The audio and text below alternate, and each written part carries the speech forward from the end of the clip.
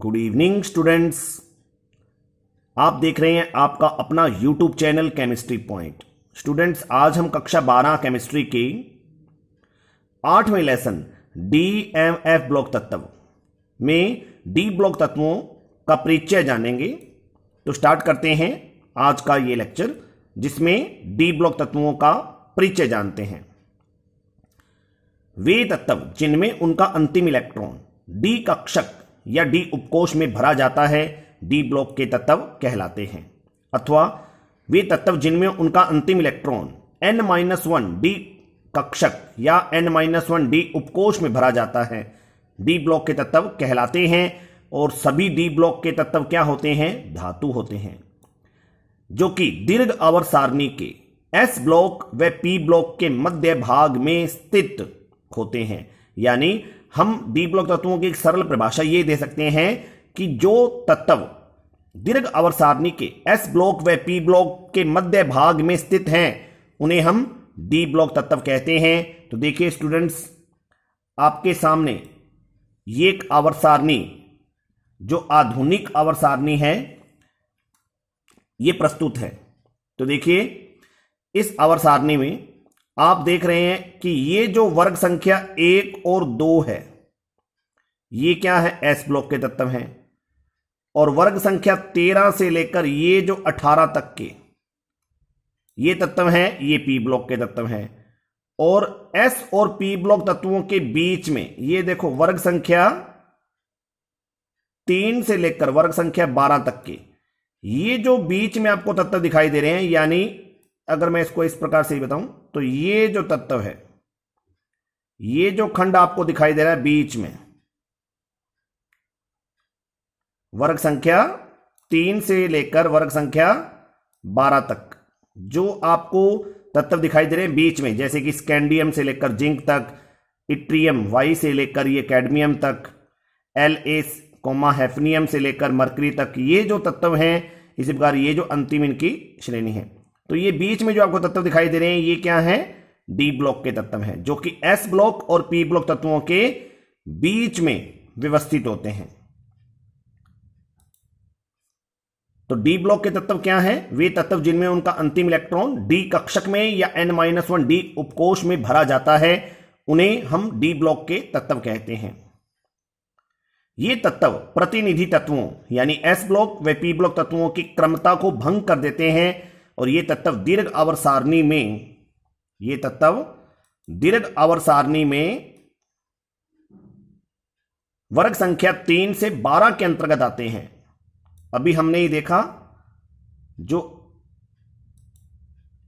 ये जो है वर्ग संख्या 3 से 12 के अंतर्गत आते हैं। ये देखिए वर्ग संख्या 3 से 12 के अंतर्गत, और किनके मध्य आते हैं? S ब्लॉक और P ब्लॉक के मध्य आते हैं। डी ब्लॉक तत्वों को संक्रमण तत्व भी कहा जाता है। बहुत इंपॉर्टेंट वर्ड है ये, संक्रमण तत्व। अब संक्रमण तत्व नाम इन्हें दीर्घ आवर्त सारणी में S ब्लॉक व P ब्लॉक तत्वों के बीच में पाए जाने के कारण दिया गया है। यानी ये तत्व जो होते हैं S ब्लॉक व P ब्लॉक तत्वों के बीच में पाए जाते हैं, जिस कारण इनका नाम संक्रमण तत्व पड़ा है। इसके अलावा संक्रमण तत्व की एक वैज्ञानिक परिभाषा और होती है, जो कि हम बाद में पढ़ेंगे। अब हम जनरल परिचय जान रहे हैं। तो देखिए डी ब्लॉक तत्वों में इनका अंतिम इलेक्ट्रॉन N-1 डी कक्षकों में प्रवेश करता है, जहां N का मान इनके आवर्त संख्या को दर्शाता है। और इनके लिए N का मान 4, 5, 6 या 7 हो सकता है। तो ये जो आवर्त सारणी है, इसमें आप देख रहे हैं ये जो पहला आवर्त, ये दूसरा आवर्त, इस प्रकार ये क्या है? 7वां आवर्त। तो आवर्त क्या होती हैं? क्षैतिज पंक्तियां। तो ये जो तत्व है, ये आवर्त 4 से लेकर 7 तक मिलते हैं, यानी 4 से लेकर ये देखो, ये चतुर्थ आवर्त में स्कैंडियम से जिंक तक पहली पंक्ति, दूसरी इट्रियम से कैडमियम तक, तीसरी लैंथेनम हैफनियम से मरकरी तक, और चौथी जो होती है एक्टीनियम रदरफोर्डियम यानी UnQ से लेकर 112 यानी यूयूबी तक। तो इस प्रकार से इनकी 4 पंक्तियां मिलती हैं जो कि चतुर्थ, पंचम, षष्ठ और सप्तम यानी 4 से 7 आवर्तक मिलती हैं। डी ब्लॉक तत्वों में इनका अंतिम इलेक्ट्रॉन n-1 डी कक्षक में प्रवेश करता है, जहां n का मान 4, 5, 6 या 7 हो सकता है। और डी ब्लॉक तत्वों का जो सामान्य इलेक्ट्रॉनिक विन्यास होता है वो क्या होता है, n-1 डी 1 से 10, ns 1 से 2, ये इनका सामान्य इलेक्ट्रॉनिक विन्यास मिलता है। और डी ब्लॉक तत्वों की कुल संख्या कितनी होती है, 40 होती है। देखिए स्टूडेंट्स, डी ब्लॉक तत्वों की ये पहली पंक्ति है 21 से लेकर 30 तक, दूसरी पंक्ति है 39 से लेकर 48 तक, तीसरी पंक्ति है 57,72 से लेकर 80 तक। क्योंकि 58 से 71 तक जो 14 तत्व यहां से गायब हैं उनको नीचे प्रथम पंक्ति में रखा गया है, जिन्हें की 4f श्रेणी के तत्व कहा जाता है। क्योंकि वो लैंथेनम के बाद आते हैं इसलिए लैंथेनाइड तत्व कहलाते हैं। फिर जो चतुर्थ पंक्ति है इनकी वो एक्टीनियम 104 यानी 89,104 से लेकर 112 तक होती है। और इसमें भी देखिए 89 के जस्ट बाद 90 से लेकर 103 तक के यानी 14 तत्व यहां से गायब है, जिनको की आवर सारणी में नीचे अलग से स्थान दिया गया। ये देखिए, ये सीरियम 58वां तत्व है और यहां से लेकर ये जो ल्यूटीशियम है यहां 71 तक, ये जो 14 तत्वों की एक पंक्ति बन रही है, ये देखिए ये जो पंक्ति है इस पंक्ति को हम क्या बोलेंगे, 4f श्रेणी है, 4f पंक्ति। इसके जस्ट नीचे जो है वो थोरियम 90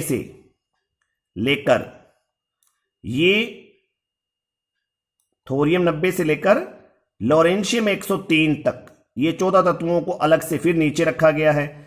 ये जो 14 तत्व हैं ये 5f श्रेणी के तत्व हैं, इन्हें एक्टेनाइड बोला जाता है और इनके ऊपर वालों को लैंथेनाइड बोला जाता है। ये देखिए, जो सीरियम से ल्यूटीशियम तक 14 तत्व होते हैं वो लैंथेनम के बाद आते हैं इसलिए लैंथेनाइड कहलाते हैं। और ये थोरियम से लेकर लॉरेंशियम तक जो 14 तत्व होते हैं वो एक्टीनियम के बाद आते हैं इसलिए एक्टिनाइड कहलाते हैं। तो डी ब्लॉक तत्वों की कुल संख्या कितनी होती है, 40 होती है। इनकी प्रत्येक पंक्ति में कितने कितने तत्व रखे गए हैं, 10-10 तत्व रखे गए हैं। तो प्रथम पंक्ति में 10, द्वितीय पंक्ति में 10, तृतीय पंक्ति में 10, ऐसे ही चतुर्थ पंक्ति में 10। तो डी ब्लॉक तत्वों की कुल संख्या कितनी हो जाती है, 40 हो जाती है। डी ब्लॉक तत्वों की कुल 4 श्रेणियां या 4 पंक्तियां होती हैं और प्रत्येक पंक्ति में 10 तत्व रखे गए हैं। इन पंक्तियों का नाम क्या होता है, 3D, 4D, 5D और 6D। यानी इन पंक्तियों को, ये जो 4 पंक्तियां हमें मिलती हैं डी ब्लॉक तत्वों की, इन पंक्तियों के नाम है। जैसे इस पहली पंक्ति का जो कि 21 से लेकर 30 तक होती है, इन 10 तत्वों में उनका अंतिम इलेक्ट्रॉन 3D कक्षक में भरा जाता है इसलिए इसे 3D श्रेणी या 3D पंक्ति कहते हैं। फिर 39 से लेकर जो 48 कैडमियम तक यानी इट्रियम से लेकर कैडमियम तक जो 10 तत्वों की पंक्ति होती है उनमें उनका अंतिम इलेक्ट्रॉन 4D कक्षक में भरा जाता है इसलिए इसे 4D श्रेणी या द्वितीय संक्रमण श्रेणी। इसी प्रकार 57,72 से ये 80 तक ये जो तीसरी पंक्ति मिलती है इसे 5D, और इसी प्रकार 89,104 से लेकर 112 तक ये चतुर्थ जो पंक्ति मिलती है इसे 6D श्रेणी कहते हैं। तो संक्रमण तत्व जो है, अब उनकी वैज्ञानिक परिभाषा क्या होती है ये जान लेते हैं।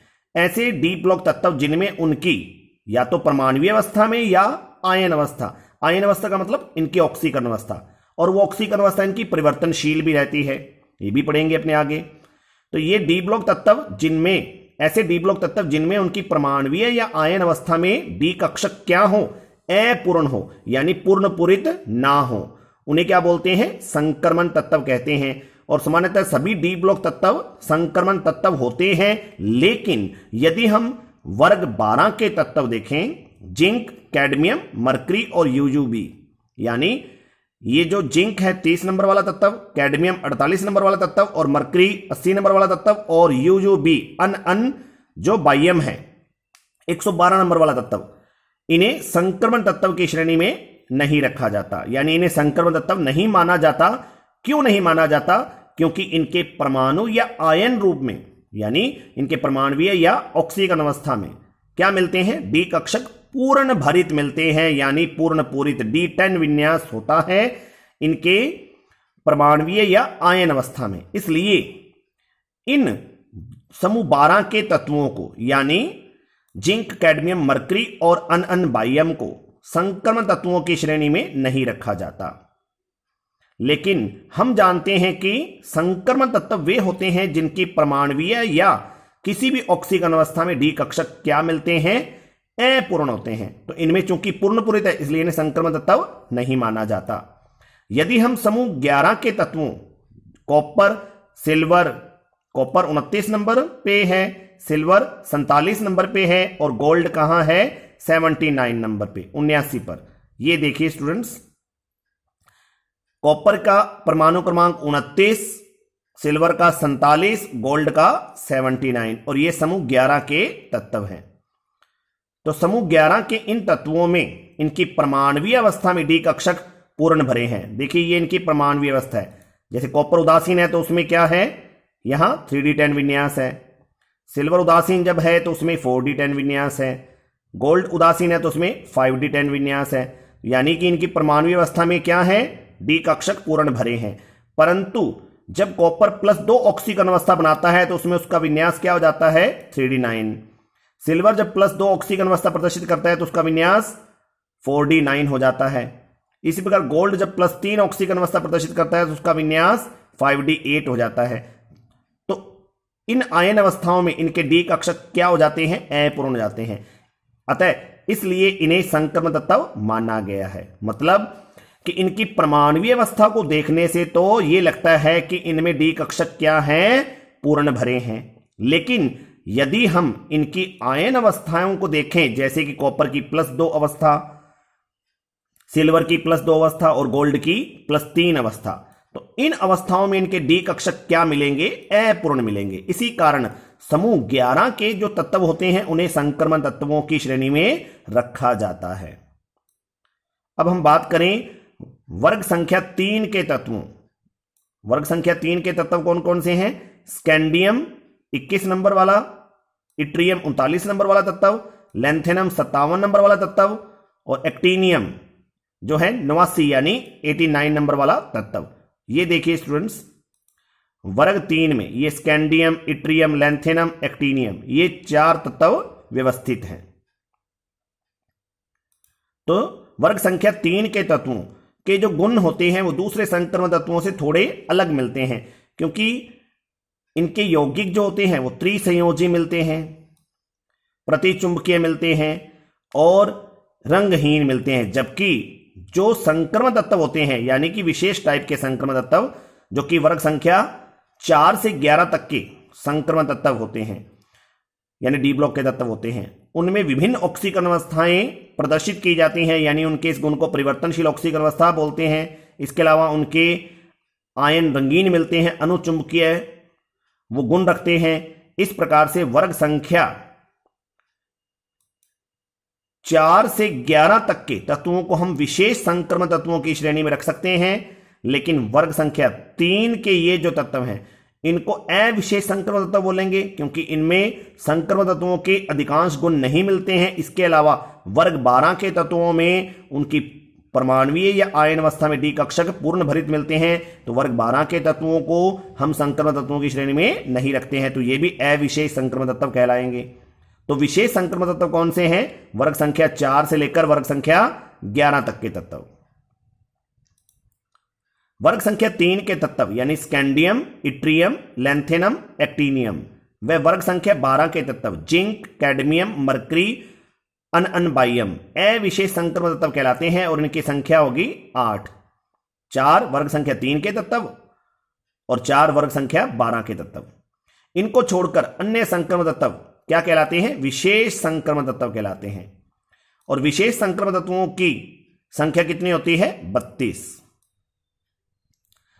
अब हम एक महत्वपूर्ण बात जानते हैं कि सभी संक्रमण तत्व डी ब्लॉक तत्व हैं, परंतु सभी डी ब्लॉक तत्व संक्रमण तत्व नहीं हैं। इसका मतलब है कि जो संक्रमण तत्व है वो है तो डी ब्लॉक तत्व, लेकिन सारे डी ब्लॉक तत्व संक्रमण तत्व नहीं है। क्यों नहीं है? क्योंकि अभी हमने देखा है कि वर्ग संख्या 12 के तत्वों को संक्रमण तत्वों की श्रेणी में नहीं रखा जाता। इसके अलावा वर्ग संख्या 3 के जो तत्व होते हैं वो अविशेष संक्रमण तत्वों की श्रेणी में आते हैं। तो इसलिए सभी डी ब्लॉक तत्व संक्रमण तत्व नहीं होते हैं। अब ये जो डी ब्लॉक तत्वों की 4 श्रेणियां होती हैं वो कहां से कहां तक मिलती हैं, उनमें इलेक्ट्रॉनिक विन्यास क्या रहता है और इन तत्वों के क्या क्या नाम हैं, इन पर हम अभी चर्चा कर लेते हैं। पहली जो श्रेणी होती है डी ब्लॉक तत्वों की उसे प्रथम संक्रमण श्रेणी या 3D श्रेणी कहा जाता है। और ये जो 3D श्रेणी होती है इसमें कुल 10 तत्व रखे गए हैं और इन 10 तत्वों यानी धातुओं में उनका अंतिम इलेक्ट्रॉन 3D कक्षक में 3D उपकोष में भरा जाता है। और इस श्रेणी का समान इलेक्ट्रॉनिक विन्यास क्या मिलता है? 3D 1 से 10, 4s 1 से 2 होता है, क्योंकि क्रोमियम और कॉपर के इलेक्ट्रॉनिक विन्यास में अपवाद देखने को मिलता है, जिसमें कि इनके 4s में एक एक इलेक्ट्रॉन रह जाता है, और जबकि वो 4s का जो दूसरा इलेक्ट्रॉन होता है वो इनके 3D कक्षक में क्रोमियम में जाकर अर्धपूरित और कॉपर में जाकर पूर्णपूरित विन्यास देता है। तो यहां जो 3D श्रेणी में 10 तत्व हैं वो कौन कौन से हैं ये देखिए। Scandium, titanium, vanadium, chromium, manganese, iron, cobalt, nickel, copper, zinc. अब ये जो श्रेणी है ये स्कैंडियम 21 से जिंक तक होती है और इसमें कुल 10 तत्व रखे गए हैं। और ये जो तत्व यानी इस श्रेणी के जो तत्व हैं ये चतुर्थ आवर्त में वर्गीकृत किए जाते हैं। यानी ये श्रेणी कहां होती है? चतुर्थ आवर्त में होती है।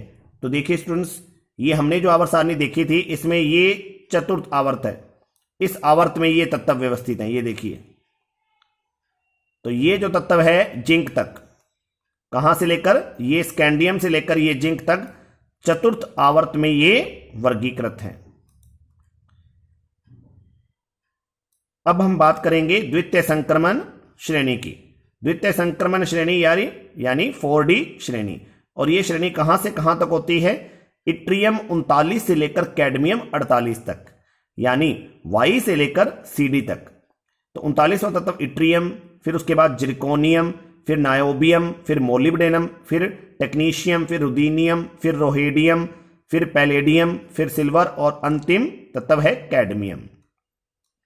तो इन तत्वों में यानी धातुओं में ये जो 10 धातु तत्व हैं इनमें अंतिम इलेक्ट्रॉन 4D कक्षक में भरा जाता है। इसी कारण इस श्रेणी को 4D श्रेणी बोलते हैं। और इस श्रेणी का समान इलेक्ट्रॉनिक विन्यास क्या रहता है? 4D 1 से 10, 5s 0 से 2 होता है। और इस श्रेणी में इट्रियम 39 से कैडमियम तक कुल 10 तत्व रखे गए हैं और ये तत्व 5वें आवर्त में वर्गीकृत किए गए हैं। इसके बाद बात करते हैं तृतीय संक्रमण श्रेणी की, यानी जिसे 5D श्रेणी बोलते हैं। और इस श्रेणी के धातुओं में उनका अंतिम इलेक्ट्रॉन 5D कक्षक या 5D उपकोष में भरा जाता है। और इस श्रेणी के जो 10 तत्व हैं उनका सामान्य इलेक्ट्रॉनिक विन्यास क्या रहता है? 5D 1 से 10, 6s 1 से 2। और ये तत्व जो हैं ये लैंथेनम 57, हैफनियम 72 से लेकर मरकरी 80 तक होते हैं। और ये तत्व छठे आवर्त में वर्गीकृत किए जाते हैं। ये देखिए 57 लैंथेनम, उसके जस्ट बाद 72 नंबर पे तत्व है हैफनियम, यानी 57 के बाद 72वां तत्व इसमें व्यवस्थित होता है इस श्रेणी में। और 72 से आगे फिर ये मरकरी 80 तक चलती है ये श्रेणी। यह देखिए लैंथेनम 57, हैफनियम 72 से मरकरी 80 तक। अब 58 से लेकर 71 तक जो 14 तत्व यहां से गायब हैं वो तत्व यहां सीरियम से लेकर, ये देखिए ये सीरियम से लेकर ये तत्व कहां व्यवस्थित हैं? ल्यूटीशियम तक 4f श्रेणी में, यानी लैंथेनाइड श्रेणी में। इसी प्रकार अब हम आगे बढ़ते हैं और अंतिम जो इनकी श्रेणी होती है चतुर्थ, उसके बारे में जानते हैं, जिसका नाम है 6D श्रेणी। इस श्रेणी के धातुओं या तत्वों में अंतिम इलेक्ट्रॉन 6b कक्षक या उपकोष में भरा जाता है और इस श्रेणी का सामान्य इलेक्ट्रॉनिक विन्यास क्या रहता है? 6b 1 से 10, 7s 1 से 2। और ये जो श्रेणी होती है इसमें एक्टिनियम 89, उसके जस्ट बाद UnQ यानी 104 नंबर वाला तत्व से आगे इस प्रकार 112 तक यानी UUB तक कुल 10 तत्व व्यवस्थित किए जाते हैं और ये तत्व 7वें आवर्त में वर्गीकृत किए जाते हैं और 7वां आवर्त चूंकि अपूर्ण आवर्त होता है इसलिए यह श्रेणी हमें याद नहीं रखनी स्टूडेंट्स। अब हम एक बात जान लेते हैं, परमाणु क्रमांक 104 से 112 तक के जो सदस्य हैं उनको अभी हाल ही में बनाया गया है और उन्हें ट्रांस एक्टिनाइड तत्व भी कहते हैं। तो स्टूडेंट